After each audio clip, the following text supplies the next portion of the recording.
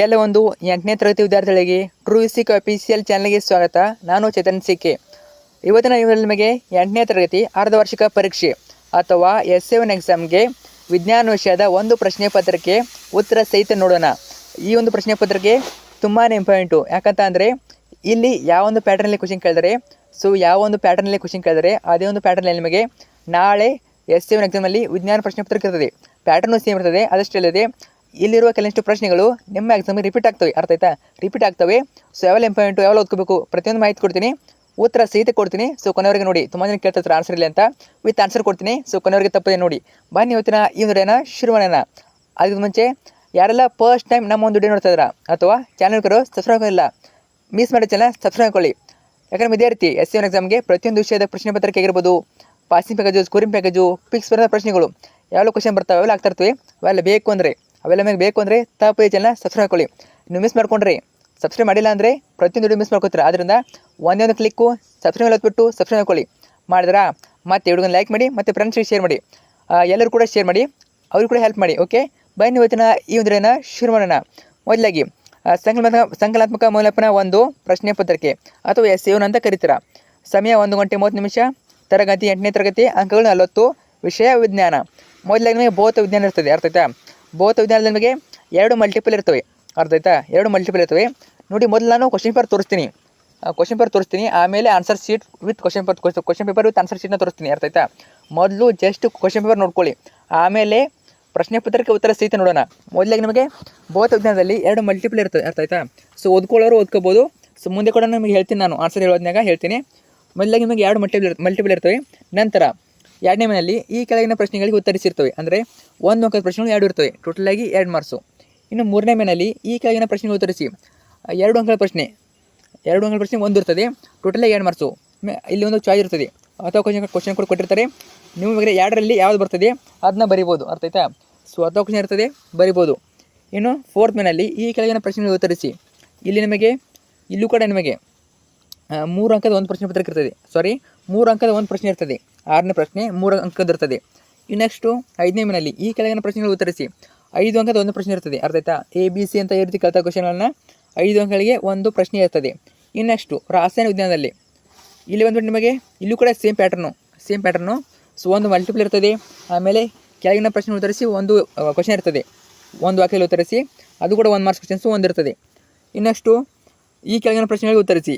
ಇಲ್ಲೂ ಕೂಡ ನಿಮಗೆ 2 ಅಂಕಗಳು 2 ಪ್ರಶ್ನೆ ಇರ್ತವೆ, ಟೋಟಲಾಗಿ 4 ಮಾರ್ಕ್ಸು. ಅರ್ಥ ಆಯ್ತಾ? ಸೊ ಇಲ್ಲಿ ಕೂಡ ನಿಮಗೆ 11 ಪ್ರಶ್ನೆಗೆ 10 ಕ್ವಶನ್ ಅನ್ನೋದು ಇರ್ತದೆ. ಇನ್ನು 4th ಮೇನಲ್ಲಿ ಇಲ್ಲಿ ಈ ಕೆಳಗಿನ ಪ್ರಶ್ನೆಗಳು ಉತ್ತರಿಸಿ.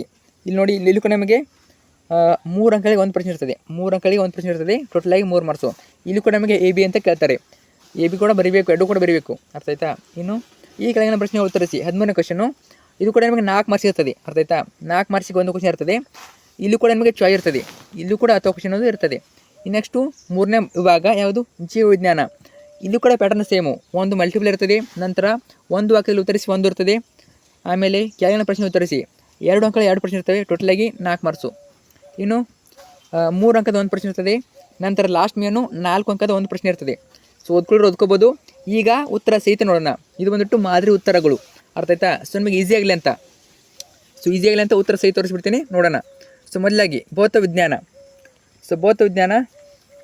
ನಿಮಗೆ ಇಲ್ಲೂ ಕೂಡ ಈಗಾಗಲೇ ನಿಮ್ಮ ಪ್ಯಾಟರ್ನ್ ಹೇಳಿದ್ದೀನಿ. ಸೊ ಅದೇ ಒಂದು ಪ್ಯಾಟರ್ನ್ ನಿಮಗೆ ಕ್ವಶನ್ ಪೇಪರ್ ಅನ್ನೋದು ಇರ್ತದೆ. 1ನೇ ಕ್ವಶನು, ಇವುಗಳಲ್ಲಿ ಸಂಪರ್ಕ ಬಲ ಯಾವುದಾಗ್ತದೆ? ಉತ್ತರ B, ಘರ್ಷಣೆ ಬಲ. ಇನ್ನು ಪ್ರಶ್ನೆ 2, ತರಲಗಳು ಎಂದರೆ ಏನಾಗ್ಬೋದು? ಆಪ್ಷನ್ C, ದ್ರವಗಳು ಮತ್ತು ಅನಿಲಗಳು ಅನ್ನೋದು ಸರಿಯಾದ ಉತ್ತರ.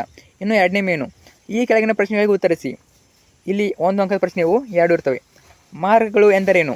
ಸೊ ಆನ್ಸರ್ ಕೊಟ್ಟಿದ್ದೀನಿ, ವಿಡಿಯೋನ ಪಾಸ್ ಮಾಡಿಬಿಟ್ಟು ಓದ್ಕೊಳ್ಳಿ. ಅದೇ ರೀತಿ 4ನೇ ಪ್ರಶ್ನೆ ಕೂಡ ಉತ್ತರ ಕೊಟ್ಟಿದ್ದೀನಿ, ನೋಡ್ಕೊಳ್ಳಿ. ಇನ್ನು 3ನೇ ಮೇನು ಇಲ್ಲೂ ಕೂಡ ನಿಮಗೆ ಪ್ರತಿಯೊಂದು ಆನ್ಸರ್ ಇವೆ. ಅರ್ಥ ಆಯ್ತಾ? ಸೊ ಚಿತ್ರ ಮುಖಾಂತರ ನೀವು ಉತ್ತರವನ್ನು ಬರೆದು ಕೊಟ್ಟಿದ್ದಾರೆ, ಅವ್ರು ಚಿತ್ರ ಕೊಟ್ಟಿರ್ತಾರೆ, ಅದರ ಮೇಲೆ ಕ್ವಶನ್ಗಳನ್ನು ಕೇಳಿರ್ತಾರೆ. ಅರ್ಥ ಆಯ್ತಾ? ಫಿಕ್ಸ್ ಕೇಳ್ತಾರೆ, ಚಿತ್ರ ಕೊಟ್ಬಿಟ್ಟು ಕ್ವಶನ್ಗಳನ್ನು ಕೇಳ್ತಾರೆ. ಸೊ ನೋಡಿ, ಕೊಟ್ಟಿರೋ ಚಿತ್ರದಲ್ಲಿ ಗಮನಿಸಿ. ವ್ಯಕ್ತಿಯು ಒಂದು ಮರದ ಪೆಟ್ಟಿಗೆ ಮೇಲೆ ಬಲ ಪ್ರಯೋಗ ಮಾಡುತ್ತಿದ್ದಾನೆ. ಅವನಿಗೆ ನಿಶ್ಚಲವಾಗಿರುವ ಪೆಟ್ಟಿಗೆಯನ್ನು ಚಲಿಸುವಂತೆ ಮಾಡುವುದು ಅಥವಾ ಈಗಾಗಲೇ ಚಲನೆಯಲ್ಲಿರುವುದು ಮತ್ತಷ್ಟು ಚಲಿಸುವಂತೆ ಮಾಡುವುದು, ಇವುಗಳಲ್ಲಿ ಯಾವುದು ಸುಲಭ, ಏಕೆ, ಕಾರಣ ಕೊಡಿ ಅಂತ ಕೇಳಿದ್ದಾರೆ. ಸೊ ಇಲ್ಲಿ ಉತ್ತರ ಕೊಟ್ಟಿದ್ದೀನಿ, ಬರ್ಕೊಳ್ಳೋರು ಬರ್ಕೋಬೋದು. ತುಂಬ ಹೆಲ್ಪ್ ಆಗ್ತದೆ ನಿಮಗೆ, ಬರ್ಕೊಂಡ್ರೆ ಕೂಡ ಹೆಲ್ಪ್ ಆಗ್ತದೆ. ಅಥವಾ ಇಲ್ಲೇ ಓದ್ಕೋತೀನಿ, ನಾನು ವಿಡಿಯೋನ ಪಾಸ್ ಮಾಡಿ ಅಥವಾ ಸ್ಟಾಪ್ ಮಾಡಿಬಿಟ್ಟು ಓದ್ಕೊಳ್ಳಿ. ಓಕೆ, ಅಥವಾ ಕ್ವಶನು ಇದು ಕೂಡ ಆನ್ಸರ್ ಕೊಟ್ಟಿದ್ದೀನಿ. ಸೊ ನೋಡ್ಕೊಳ್ಳಿ, ಬೆಂಕಿ ಕಡ್ಡಿಯನ್ನು ಬೆಂಕಿ ಪೆಟ್ಟಿಗೆ ಬದಿಯ ಮೇಲ್ಮೈ ಮೇಲೆ ಗೀಚಿದಾಗ ಬೆಂಕಿ ಹೊತ್ತುಕೊಳ್ಳುತ್ತದೆ, ಏಕೆ? ಕಾರಣ ಕೊಡಿ. ಸೊ ಉತ್ತರ ಇದೆ ನೋಡ್ಕೊಳ್ಳಿ. ನೆಕ್ಸ್ಟು ಈ ಕೆಳಗಿನ ಪ್ರಶ್ನೆಗೆ ಉತ್ತರಿಸಿ. ಸೊ 3 ಅಂಕದ ಒಂದು ಪ್ರಶ್ನೆ, ಟೋಟಲಾಗಿ 3 ಮಾರ್ಕ್ಸು. ಸೊ ನೋಡಿ ಉತ್ತರ ಕೊಟ್ಟಿದ್ದೀನಿ, ಪಾಸ್ ಮಾಡಿಟ್ಟು ನೋಡ್ಕೊಳ್ಳಿ. ಸೊ ನೆಕ್ಸ್ಟು ಈ ಕೆಳಗಿನ ಪ್ರಶ್ನೆ ಉತ್ತರಿಸಿ. 5 ಅಂಕದ ಒಂದು ಪ್ರಶ್ನೆ. ಸೊ ABC 3 ಕೂಡ ಆನ್ಸರ್ ಕೊಟ್ಟಿದ್ದೀನಿ, ಉತ್ತರವನ್ನು ನೋಡ್ಕೊಳ್ಳಿ. ಸೊ ನೆಕ್ಸ್ಟು ಎರಡನೇ ಭಾಗ ಯಾವುದು? ರಸಾಯನ ವಿಜ್ಞಾನ. ಇಲ್ಲೂ ಕೂಡ ಪ್ರಶ್ನೆಗೆ 8, ಕಲ್ಲಿದ್ದಲನ್ನು ಕೈಗಾರಿಕೆಗಳಲ್ಲಿ ಸಂಸ್ಕರಿಸಿದಾಗ ದೊರೆಯುವ ಉಪಯುಕ್ತ ಉತ್ಪನ್ನಗಳು. ಉತ್ತರ ಡಿ, ಮೇಲಿನ ಎಲ್ಲವು, ಅಂದರೆ ಕೋಕ್ ಮತ್ತು ಕಲ್ಲಿದ್ದಲು ಡಾಂಬರು, ಕಲ್ಲಿದ್ದಲು ನಿಲ್ಲ. ನೆಕ್ಸ್ಟು ಇಲ್ಲೂ ಕೂಡ ಎರಡನೇ ವಿಭಾಗದಲ್ಲಿ ಎರಡನೇ ಮೇನು ಏನದು? ಒಂದು ವಾಕ್ಯದಲ್ಲಿ ಉತ್ತರಿಸಿ. ಈ ಕೆಳಗಿನ ಪ್ರಶ್ನೆಗೆ ಉತ್ತರಿಸಿ. ಜ್ವಲನ ತಾಪ ಎಂದರೇನು? ಒಂದು ವಸ್ತು ಬೆಂಕಿಯಿಂದ ಹೊತ್ತಿಕೊಳ್ಳುವ ಕನಿಷ್ಠ ತಾಪವನ್ನು ಜ್ವಲನ ತಾಪ ಎನ್ನುವರು. ನೋಡಿ, ಈ ಟೈಪ್ ಇರೋ ಕ್ವಶನ್ ಕೇಳ್ತಾರೆ, ಅರ್ಥ ಆಯ್ತಾ? ಈ ಟೈಪ್ ಇರೋ ಕ್ವಶನ್ಗಳನ್ನ ಕೇಳ್ತಿರ್ತಾರೆ. ಸೊ ಚೆನ್ನಾಗಿ ಓದ್ಕೊಳ್ಳಿ, ಪ್ಯಾಟರ್ನ್ ನೋಡ್ಕೊಳ್ಳಿ, ಕ್ವಶನ್ ಕೂಡ ಅಷ್ಟೇ ಅಬ್ಸರ್ವ್ ಮಾಡಿ. ಯಾವ ಪಾಠದಿಂದ ಯಾವ ರೀತಿ ಕ್ವಶನ್ ಕೇಳ್ತಾ ಇದ್ದಾರೆ, ಸೊ ಯಾವ ರೀತಿ ಟ್ವಿಸ್ಟಾಗಿ ಕೇಳ್ತಾ ಇದ್ದಾರೆ, ಡಿಫ್ರೆಂಟಾಗಿ ಯಾವ ರೀತಿ ಕೇಳ್ತಾ ಇದ್ದಾರೆ. ಸೊ ನೀವು ಓದಿರೋದಿಲ್ಲ ಅಂಥ ಕ್ವಶನ್ಗಳು ಕೇಳ್ತಾರೆ. ಸೊ ಆದರೆ ನಾನು ಹೇಳ್ತಾ ಇರ್ತೀನಿ, ಪ್ರಶ್ನೆ ಪತ್ರಿಕೆ ಚೆನ್ನಾಗಿ ಓದ್ಕೊಳ್ಳಿ ಅಂತ. ಸೊ ನೋಡ್ಕೊಳ್ಳಿ. ಇನ್ನೆಕ್ಸ್ಟು ಈ ಕೆಳಗಿನ ಪ್ರಶ್ನೆ ಉತ್ತರಿಸಿ. 2 ಅಂಕಗಳ 2 ಪ್ರಶ್ನೆಯಲ್ಲಿ ಕೂಡ 4 ಮಾರ್ಕ್ಸು. ಸೊ ನೋಡ್ಕೊಳ್ಳಿ, ಆನ್ಸರ್ ಕೊಟ್ಟಿದ್ದೀನಿ. ಇತ್ತೀಚೆಗೆ ಹೆಚ್ಚುತ್ತಿರುವ ಇಂಧನಗಳ ಬಳಕೆಯು ಪರಿಸರದ ಮೇಲೆ ದುಷ್ಪರಿಣಾಮವನ್ನು ಉಂಟು ಮಾಡುತ್ತಿದೆ, ಈ ಹೇಳಿಕೆಯನ್ನು ಸಮರ್ಥಿಸಿ. ಸೊ ಒಂದು 4 ಪಾಯಿಂಟ್ ಕೊಟ್ಟಿದ್ದೀನಿ, ಅದರಲ್ಲಿ ನೀವು 1-2 ಬರೀರಿ ಸಾಕು, ಅರ್ಥ ಆಯ್ತಾ? 1-2 ಬರೀರಿ.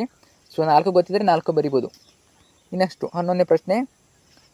CNG ಮತ್ತು LPGಗಳನ್ನು ಇಂಧನಗಳಾಗಿ ಬಳಸುವುದರ ಅನುಕೂಲಗಳೇನು? CNG ಮತ್ತು LPGಗಳನ್ನು ಸುಲಭವಾಗಿ ಕೊಳವೆಗಳ ಮೂಲಕ ಸಾಗಿಸಬಹುದು. ಸೊ ಅದೇ ರೀತಿ ಇನ್ನೂ ಕೂಡ 3 ಪಾಯಿಂಟ್ ಕೊಟ್ಟಿದ್ದೀನಿ, ಓದ್ಕೊಳ್ಳಿ. ಇನ್ನು 10 ಕ್ವಶನ್ ಕೂಡ ಇದೆ, ವಿತ್ ಆನ್ಸರ್ ಇದು 10 ಕ್ವಶನ್ ಕೂಡ. ಸೊ ಓದ್ಕೊಳ್ಳೋರು ಓದ್ಕೋಬೋದು. ಸೊ ಓದ್ಕೊಳ್ಳಿ, ಕಡ್ಡಾಯವಾಗಿ ಪ್ರತಿಯೊಂದು ಕ್ವಶನ್ನ ಓದ್ಕೊಳ್ಳೇಬೇಕು, ಓದ್ಕೊಳ್ಳಿ. ಸೊ ಸಾಧ್ಯ ಆದರೆ ಬರ್ಕೊಳ್ಳಿ, ಯಾಕಂದರೆ ಪ್ರಾಕ್ಟೀಸ್ ಆಗ್ತದೆ. ಸೊ ನಾವು ಬರ್ಕೊಂಡ್ರೆ 1 ಬಾರಿ ಓದೋಕ್ಕಿಂತ 1 ಬಾರಿ ತೆಗೆದ್ರೆ 10 ಸರಿ ಓದಿದ್ದಕ್ಕೆ ಸಮಾನ, ಅರ್ಥ ಆಯ್ತಾ? ಸೊ ಆದರೆ ನಾನು ಹೇಳ್ತಾ ಇರ್ತೀನಿ, ಬರ್ಕೊಳ್ಳಿ, ಪ್ರಾಕ್ಟೀಸ್ ಮಾಡ್ಕೊಳ್ಳಿ. ಸೊ ಚಿತ್ರ ಕೂಡ ಇರ್ತಾವೆ, ನಿಮಗೆ ಚಿತ್ರ ಕೂಡ ಕೇಳ್ತಾರೆ. ಸೊ ನೋಡಿ, ಚಿತ್ರದ ಮೇಲೆ ಕ್ವಶನ್ ಕೇಳ್ತಾರೆ, ಚಿತ್ರ ತೆಗೆಯೋಕೆ ಕೂಡ ಕೊಡ್ತಾರೆ, ಚಿತ್ರದ ಮೇಲೆ ಕ್ವಶನ್ ಕೂಡ ಕೊಡ್ತಾರೆ. ಸೊ 12ನೇ ಪ್ರಶ್ನೆ. ಮೇಣದ ಬತ್ತಿಯ ಜ್ವಾಲೆಯ ವಿವಿಧ ವಲಯಗಳನ್ನು ತೋರಿಸುವ ಚಿತ್ರ ಬರೆದು ಈ ಕೆಳಗಿನ ಭಾಗವನ್ನು ಗುರುತಿಸಿ. ಚಿತ್ರ ತೆಗೆದುಕೊಟ್ಟಿದ್ದಾರೆ ಮತ್ತು ಭಾಗವನ್ನು ಕೂಡ ಗುರುತಿಸಬೇಕು. ಸೊ ನೋಡಿ, ಅತ್ಯಂತ ಬಿಸಿ ಭಾಗ, ಅತ್ಯಂತ ಕಡಿಮೆ ಬಿಸಿ ಭಾಗ. ಸೊ ಈ ರೀತಿ ಚಿತ್ರ ತೆಗೆದುಬಿಟ್ಟು ಬರೀಬೇಕು. ಇದಕ್ಕೆ 3 marks. So 4 mark questions. So ಇಲ್ಲಿ ಕೂಡ 13ನೇ ಕ್ವಶನ್ಗೆ ಉತ್ತರ ಇದೆ, ವಿಡಿಯೋನ ಪಾಸ್ ಮಾಡಿ ಓದ್ಕೋಬೋದು. ಇನ್ನು ಜೀವವಿಜ್ಞಾನ ಲಾಸ್ಟ್ ಭಾಗ ಯಾವುದು? ಜೀವವಿಜ್ಞಾನ. ಇಲ್ಲೂ ಕೂಡ ಸೇಮ್ ಕ್ವಶನ್ಸು, ಅಂದರೆ ಮಲ್ಟಿಪಲ್ ಇರ್ತವೆ, ಎಲ್ಲ ಕೂಡ ಪ್ಯಾಟರ್ನು ಸೇಮ್ ಇರ್ತದೆ. 14ನೇ ಪ್ರಶ್ನೆ. ಸಕ್ಕರೆಯನ್ನು ಆಲ್ಕೋಹಾಲ್ ಆಗಿ ಪರಿವರ್ತಿಸುವ ಕ್ರಿಯೆ ಯಾವುದು? ಉತ್ತರ ಆಪ್ಷನ್ ಸಿ, ಹುದುವಿಕೆ ಅನ್ನೋದು ಸರಿಯಾದ ಉತ್ತರ.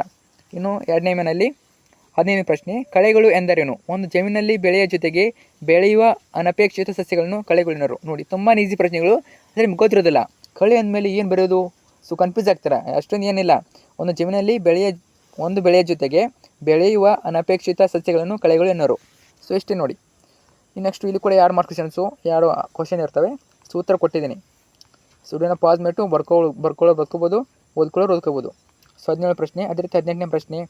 ಸೊ ಇಲ್ಲಿ ಕೂಡ ಚಿತ್ರ ಇದೆ ನೋಡಿ, ಚಿತ್ರ ಕೇಳ್ತಾರೆ ನಮಗೆ. ಕಡಿಮೆ ಅಂದರೂ 10 ಮಾರ್ಕ್ಸ್ ಮೇಲೆ ಚಿತ್ರಗಳನ್ನ ಕೇಳ್ತಾರೆ, ಅರ್ಥ ಆಯ್ತಾ? 10 ಮಾರ್ಕ್ಸ್ ಮೇಲೆ 10 ಮಾರ್ಕ್ಸ್ ಅಂತ ಬರೋದಿಲ್ಲ. ಸೊ ಕಡಿಮೆ ಅಂದರೂ 7ರಿಂದ 8 ಮಾರ್ಕ್ಸು ಚಿತ್ರ ಕೇಳ್ತಾರೆ. ಸೊ ಚೆನ್ನಾಗಿ ಓದ್ಕೊಳ್ಳಿ. ಎಡೆಗುಂಟೆಯ ಚಿತ್ರ ಬರೆದು ಈ ಕೆಳಗಿನ ಭಾಗ ಗುರುತಿಸಿ. 3 ಮಾರ್ಕ್ಸ್ಗೆ ನೋಡಿ, 3 ಮಾರ್ಕ್ಸು, 3 ಮಾರ್ಕ್ಸು, ಇಲ್ಲಿ 6 ಮಾರ್ಕ್ಸ್ ಆಯಿತು. ಓಕೆ, ನೊಗ ಮತ್ತು ಬಾಗಿದ ತಟ್ಟೆ ಚಿತ್ರ ಇದೆ, ನಿಮ್ಮ ಬುಕ್ಕಲ್ಲಿ ಕೂಡ ಇದೆ, ನೋಡ್ಕೋಬೋದು. ಸೊ ನೆಕ್ಸ್ಟು 4 ಮಾರ್ಕ್ಸ್ ಒಂದು ಪ್ರಶ್ನೆ ಇರ್ತದೆ. ಸೊ ಇಲ್ಲಿ ಕೂಡ ನಮಗೆ ABC ಅಂತ ಕೇಳಿರ್ತಾರೆ. ಸೊ 19ನೇ ಪ್ರಶ್ನೆ ಎ ಅಂತ ಆನ್ಸರ್ ಕೊಟ್ಟಿದ್ದೀನಿ. ಸೊ ಬಿ ಕೂಡ ಆನ್ಸರ್ ಇದೆ.